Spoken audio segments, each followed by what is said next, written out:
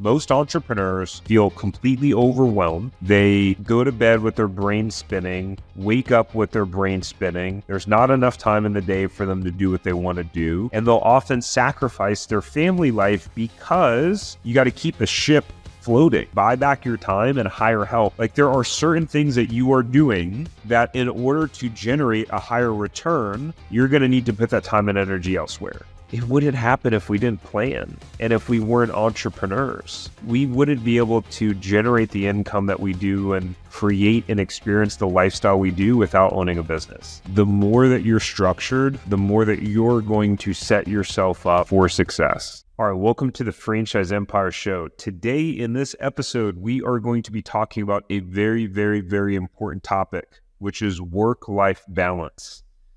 And when I say work-life balance, this is about you stopping feeling like you're not able to spend enough time with your kids, or you no longer feeling overwhelmed or swamped in work, or feeling like work is taking over your life, or your business is taking over your life, and your kids never seeing you, or how to start and scale a business while having a family, while having kids, and how do you maintain being present with them and spending quality time with them and spending quality time with your spouse while also building a business? How do you make that transition when you have a job, you have kids, and you have a business? So that's exactly what we're going to talk about in this episode today. I'm going to share with you specific strategies, mindsets that I've used personally in growing our different businesses, that my wife and I use now, different strategies that we use. So go ahead and grab a pen and paper if you can, or your phone, something to take notes on, because this is something that I want you to leave this episode here with tangible things to implement. And I'm going to start saying this here on the podcast more. I say it a lot in the mastermind for franchisees, which is I don't want this to be something that you just listen to passively or watch, depending upon if you're watching on YouTube or if you're listening on a podcast platform. Most people just get more and more information. They don't do anything with it. You don't need more information, right? What will help you and support you the most is taking action on the information that you have. Because knowledge is not power. Applied knowledge is power. So I would love for you to apply this so that you can experience a better quality of life with your family. So let's jump in. So here's number one. Here's the first thing, because I know that there are a couple of you watching that are different audiences. Number one, you are already an entrepreneur. You are either a franchisee, maybe you own a different business, or maybe you're a franchisor and you're a founder, because I know that some founders of franchisors watch this. Or you're an employee, you're looking to buy a franchise, you're thinking about buying a franchise, and you haven't yet pulled the trigger. And so this episode will be highly relevant to both of you, and I'll paint it from a different picture on both sides. But the first thing is, when it comes down to protecting your quality of life, experiencing a great quality of life, it's choosing the right business. What do I mean by that? There are certain businesses that will align better structurally with having a better quality of life. There are franchises that are Monday through Friday type businesses, right? Maybe like a staffing franchise. You're typically going to be in an office Monday through Friday. You're probably not going to work much on the weekends, right? Or some of these small business print shops probably don't work as much on the weekends. Now, if you are going to get into the food business and you want a food franchise, your quality of life's probably going to be crap unless you have multiple locations and multiple managers. Here's why. And here's what's kind of spurred this podcast episode. Number one, I had a call yesterday with someone where the wife stays at home and the husband works, and he's like, man, I barely see the kids. The kids, they'll say, Daddy, do you really have to go to work today? And, pulling really, really long days, and they have young kids, and the wife is at the point where it's time to think about starting to go back to work. And they're like, we want to create memories with our family. We want to create generational wealth, and we want to be there. We want to experience more time with their kids. And then I just got this message today on Instagram about this person, and she's saying, hey, look, we have 2 kids, age 2 and 7, looking for other ways to generate more income. And we want to be more present for our children. But here's what's conflicting. They're looking at a food franchise. A food franchise is not going to align with quality of life. Sure, you could watch this and say, Tarek, that's not true, X, Y, Z. This is my opinion, and based off of my experience. Why do I have this opinion? And this is not to just like poo-poo on food franchises. I think there are a lot of franchises that are pretty much 360 plus days a year type business. So when we owned our franchises, our juice and smoothie bar was open 363 days a year. I think the only days we weren't open was Christmas and Thanksgiving. The day before Thanksgiving, we were open, maybe a little bit. We'd close early. Christmas Eve, we'd be open. We'd close early. New Year's, we're open. So 363 days a year, we're open. Imagine just with the natural challenges that happen in business, working with people and humans, all of the problems that could come up being open that many days a year, right? And then in that sort of business, food is known to, and again, I'll just keep using this as the example, it's known to be one of the highest turnover type businesses, right? And then who are you hiring? A lot of teenagers and kids who call out sick. So if I could tell you all of the days that in owning those franchises that someone called out sick, no one was able to cover their shift. Guess who covers the shift, guys? Me. Now, you may run your business where you may not do that, and you may let the business run short-staffed, and they'll just have to deal with it. And there were some circumstances where I may have not been available, and they may had to push through. But if I could, I was there. I mean, I'm talking about leaving the golf course early, canceling tee times, doing something with the family early to go cover a shift in the store. And there are some businesses that you probably won't ever have to deal with that. And so the first thing is to choose a business that puts you in the best position for success. All right. If you need help, locating a franchise that aligns with, your quality of life and what your vision is, then reach out to, me and my team, and we'd be happy to help you, one, gain clarity on what that even looks like, in terms of, what you want in your life, what you want to experience, and then 2, align it with the right opportunity for you. But let's jump on to the next one. So in order to optimize family time, and actually before I get to this next one, most entrepreneurs, right, we're shifting to more of the now entrepreneurial advice. Like now you're now in your business, right? How do you do it? Most entrepreneurs feel completely overwhelmed, right? They go to bed with their brain spinning, wake up with their brain spinning. There's not enough time in the day for them to do what they want to do. And they'll often sacrifice their family life because you got to keep the ship floating. So it's not that you don't want to sacrifice. It's not that you are wanting to not spend time with your family, but you got a business that you put all this money in, you need to make sure it's successful. So how do you set yourself up for success to win in your family life and to enjoy it and have a good quality of life while you're running your business? So I get multiple emails a week from companies asking to run ads on the podcast. I could have ads if I wanted to, but I don't. So there are 2 ways that you can help to support me and the podcast to keep it ad-free. First is to like the video, subscribe to the channel, and leave a comment. even a smiley face if you have nothing to say. The YouTube algorithm only shows the video to more people based on the likes and comments on the video. So your comment could help someone get exposed to this, and not to sound too cheesy, but it could legitimately change their life.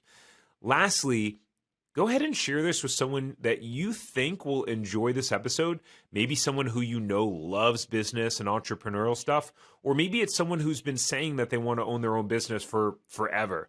You can message it to them directly or share it on your social media. It would mean the world to me. You guys rock. Enjoy. So number one is to calendar family time. Calendar family time. So you may be used to calendaring business, meetings, work events, interviews, whatever. We calendar family time. We plan ahead. So as an example, in terms of my marriage, we have a weekly reoccurring date night that's calendared. Today, I'm recording this on a Wednesday. Tonight is date night. Wednesdays are date night. Bridget meets me at the office at 5:30, and we go and do date night on Wednesdays. It's non-negotiable, and it's not non-negotiable and like it's an act of like you have to do this, forcing it. We enjoy it.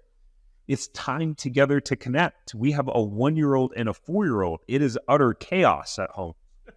Let's be honest. Let's be real. For those of you who have kids, you know what I'm talking about.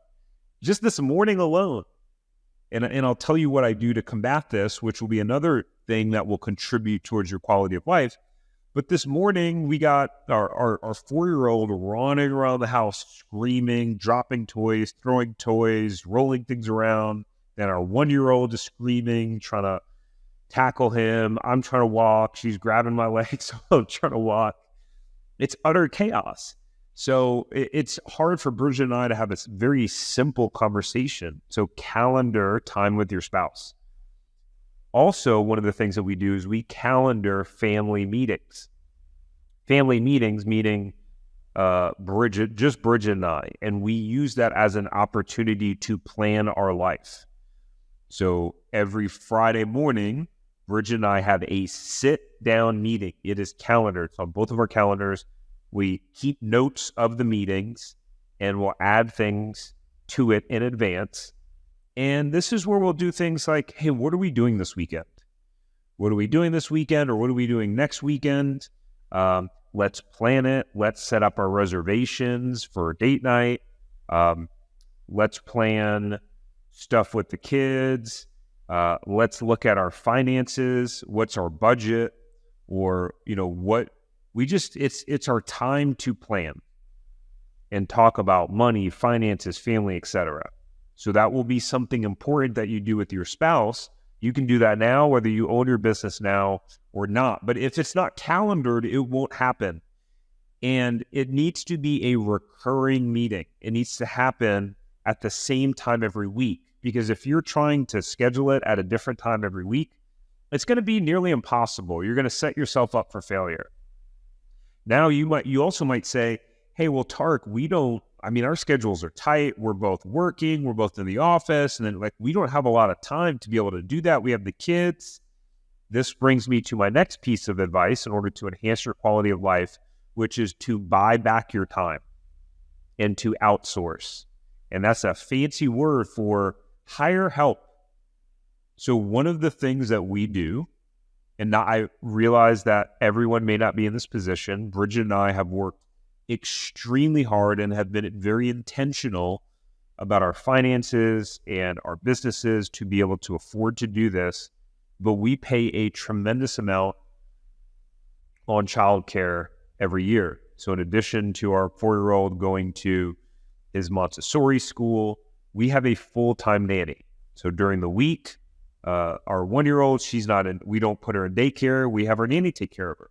And our nanny helps also with doing laundry and cooking dinner and all those things. So we buy back our time for that so that we can have more time to do high impact things for our family. It's not just, when I say high impact or high, it'll generate a high ROI, a return on investment, but I don't mean just a return on investment financially.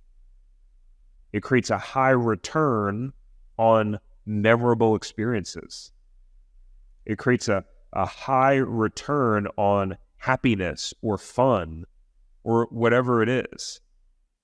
And so we also, then separate from that, we have a babysitter come on the weekends for a couple hours a day. And so we'll use that as an opportunity to either spend one-on-one time with one of the children, or, Bridget and I may go do something with our 4-year-old while our 1-year-old's at home napping. And then we'll go do something fun. Or Bridget will do one-on-one time with him, or I'll do one-on-one time with him. And if that's the case, the other one of us will work. So my recommendation to you would be to buy back your time and hire help, whether that's a house cleaner or a landscaper, or there are certain things that you are doing that in order to generate a higher return, you're going to need to put that time and energy elsewhere. And in the beginning, it may be tight financially to make that investment, but that's what I would see it as. If you spend a couple of hours a week cleaning the house, hire a house cleaner to come weekly. You may pay $300-$400 a month on house cleaners, but with that 1 to 2 hours a week, if you are intentional about putting back that time into high impact things, specifically in your business, high impact activities that can help you generate revenue and grow your business, then sure, you may spend $400 a month on house cleaners, but you're able to maybe generate an extra $4,000 a month or $10,000 a month, depending upon what your business is. And so that's one of the things that we do in order to improve our work-life balance. Hey, I hope you're enjoying the podcast episode so far. One of the most consistent things that we hear from people that reach out to us is that buying a franchise feels really confusing. There's so many options out there. It's a scary decision. They don't know how to vet or do the due diligence or really narrow down on the right franchise for them. And then they really feel alone in the process. You might be the only one in your family who's ever pursued buying a franchise or being an entrepreneur. Or maybe you've tried to start a side hustle before, or other businesses like me. Before franchising, I was not able to crack the code on entrepreneurship. I'd like to invite you to reach out and work with us. We've helped many clients buy franchises, get them profitable, or buy resale businesses that are thriving. I'm talking about highly profitable resales, great value. We've allowed many of our clients to actually quit their job right away and replace their income immediately. So if you want to work with me and my team on finding or buying a franchise, doing due diligence, vetting it, or resale, then go ahead and go to taradjohnson.com/consulting, and we're happy to see if we can help. All right, enjoy the rest of the episode. Another thing that we do, actually, I want to talk about this in a second. This is a really, really good one. And right now, as you notice, I'm not in my normal backdrop, right? Why? Well, I'll tell you about that in a minute. But here's one of the things that I do personally. Bridget will do this occasionally, but this is something that I tend to do, which is I will wake up early and get work done. Some of you might go, I'm not a morning person. I like to sleep in. That's cool. You figure it out. We talked about this in our franchisee mastermind, and one of the individuals said, well, I'm a night owl. I'd rather stay up later and get the stuff done later than wake up earlier. Cool. Yeah, whatever works for you. But the whole concept is to get in time when it's quiet. Be able to get dedicated, focused work time in above and beyond your normal work day when it is quiet and there are no interruptions. So for me, what that looks like, as an example, the last few mornings, I'm up at 5. I'm pretty much at my computer at 5:30 a.m. and I'll work from 5:30 a.m. to 7:30 a.m. Our son usually wakes up around 7:30. And so I'm able to get in a solid hour and a half to 2 hours fresh in the morning, no interruptions, right?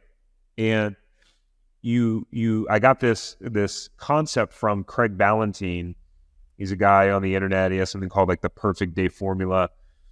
And it's in that time, what you want to do is you want to work on your non-urgent, important activities. So like the projects that you keep putting off, or the things in your business that it's like, I know I need to do that. I know it will have a great impact on the business, but it's not urgent. So I've been just spending my days putting out fires, and I haven't been spending time on this, right? So like for me, that could be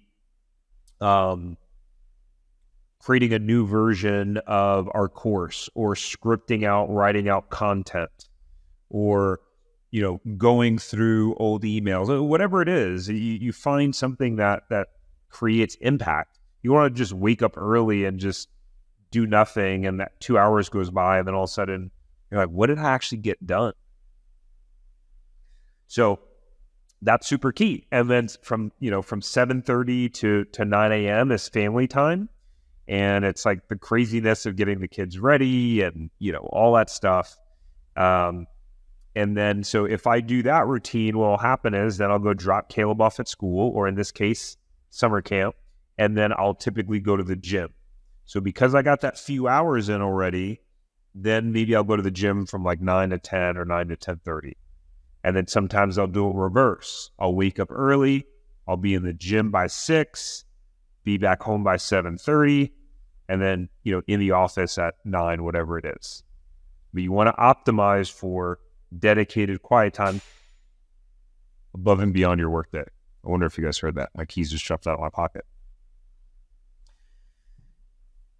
So part of that, and again, quality of life, right? We're talking about quality of life. And again, I want to get to this last thing, which I think is going to be very fascinating for you. This is going to be like the holy grail of all of this in just a moment.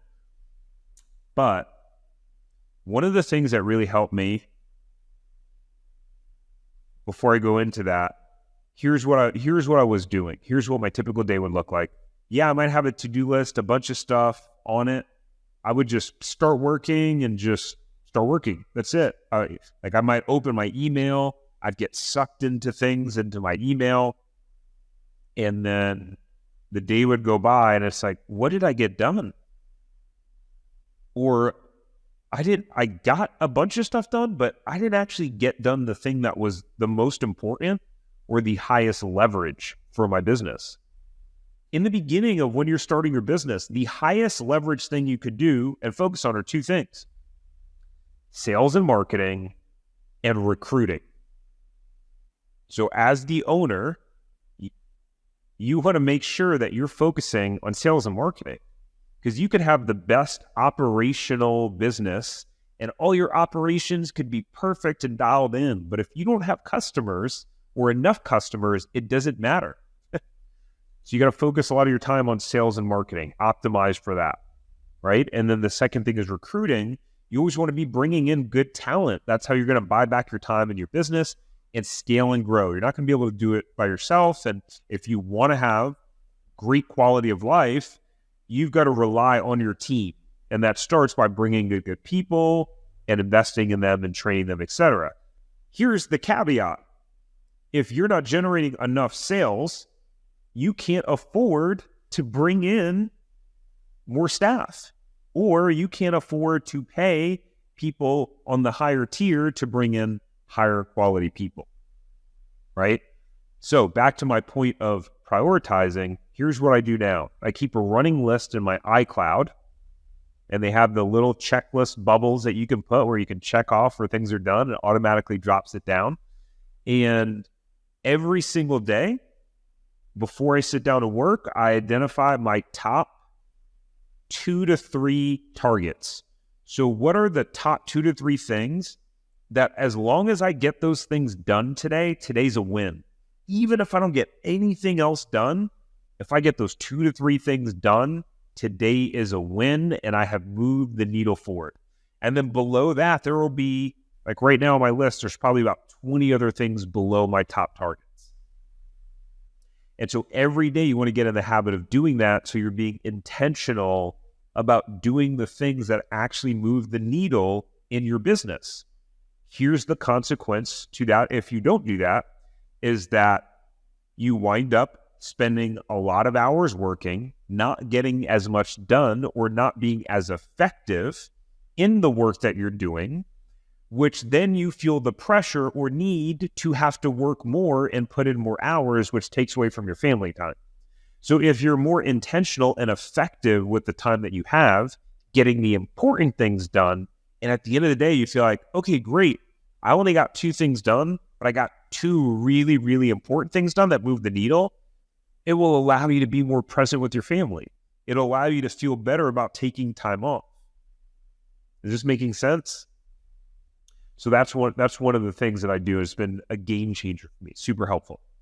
Okay, so the last thing that I want to tell you about, which I'm really excited to share this, and I may have talked about this before, which is for the last, I think it's been the last 3 years now, Bridget and I, the last week or so of the year, this year it's actually going to be this second week of December we're going to do it, but we will have someone watch the kids, and we'll either go spend the night somewhere, like at like a nice hotel or something like that, or we'll go to an area that inspires us, that's exciting.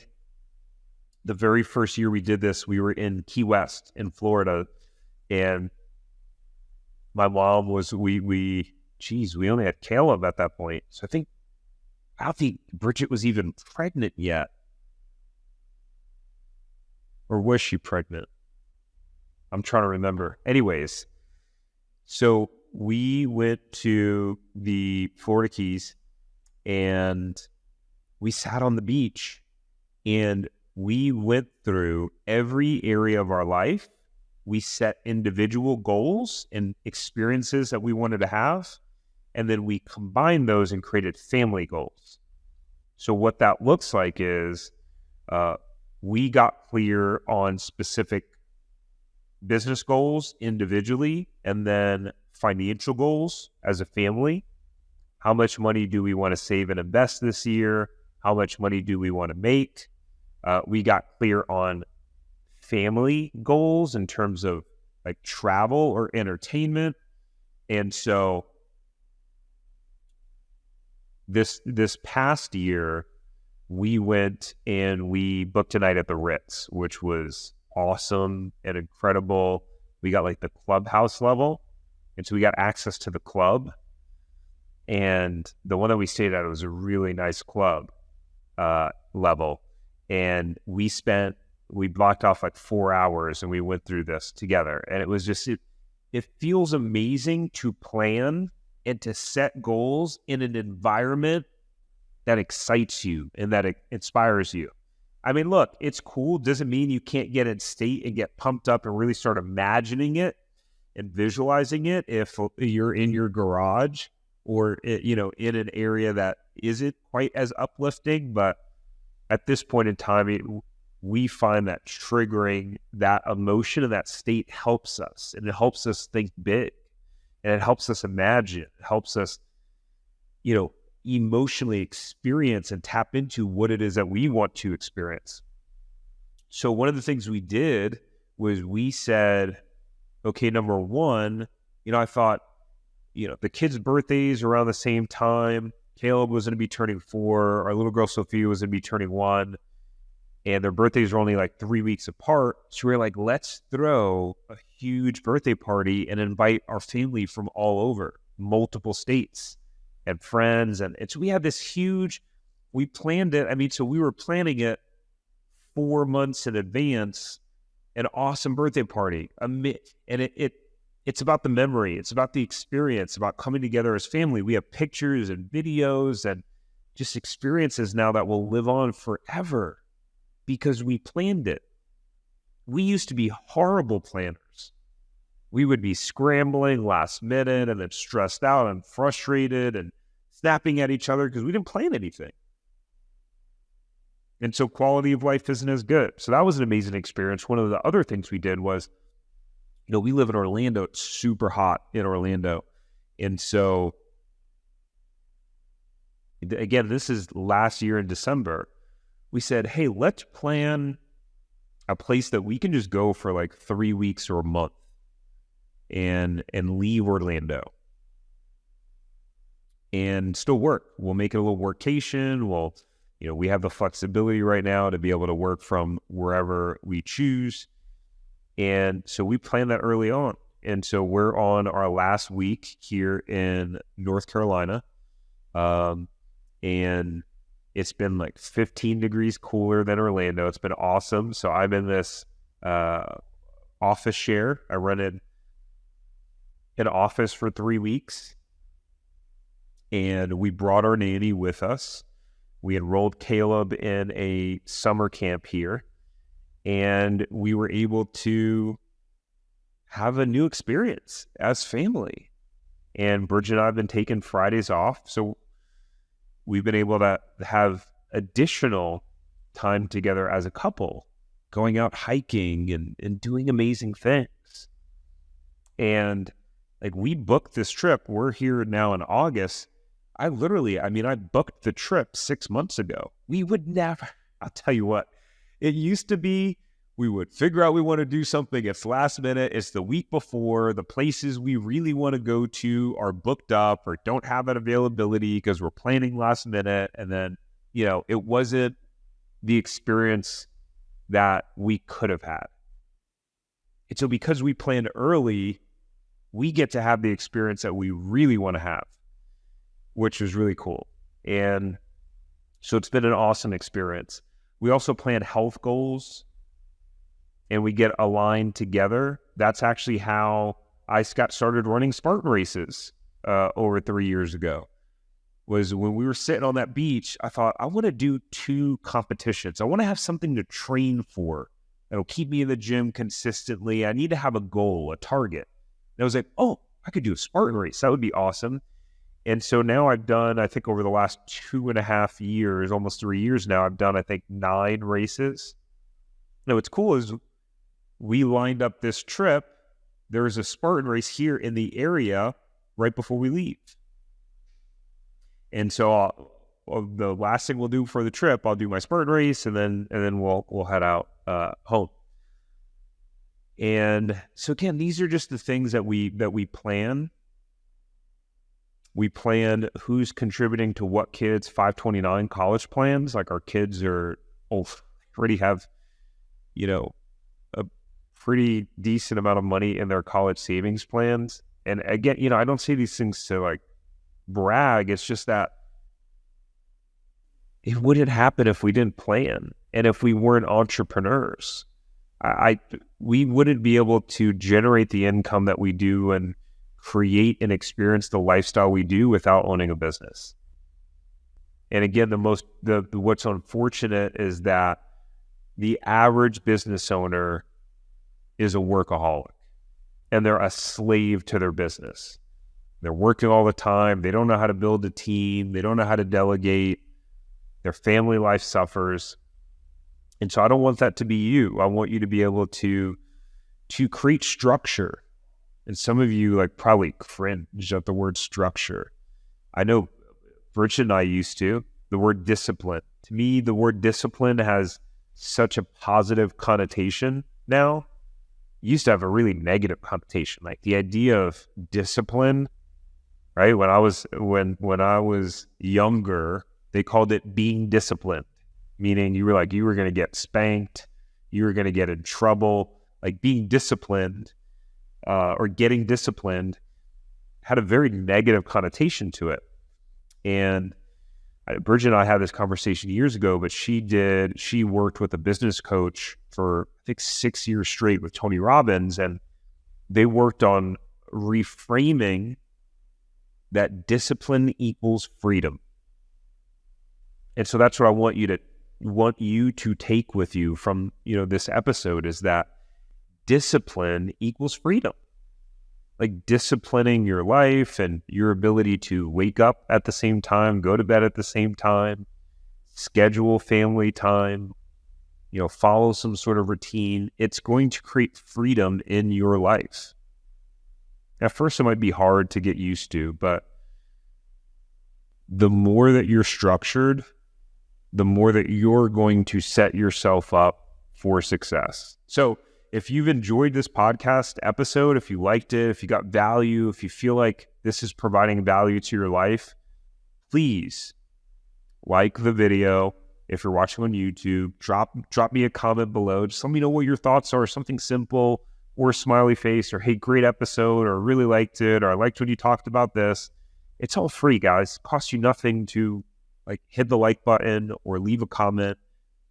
It literally helps the algorithm show the video or the podcast to more people. If you're on a podcast platform, again, if you can leave just a quick review, it'd be super helpful. But I'd also just love to know your thoughts in the comments. What do you think of this topic? What part are you excited to implement in your life? And what other topics would you like to hear about on this podcast that you think would add value to your life? Thanks so much for watching the Franchise Empire Show, and I look forward to seeing you on the next one.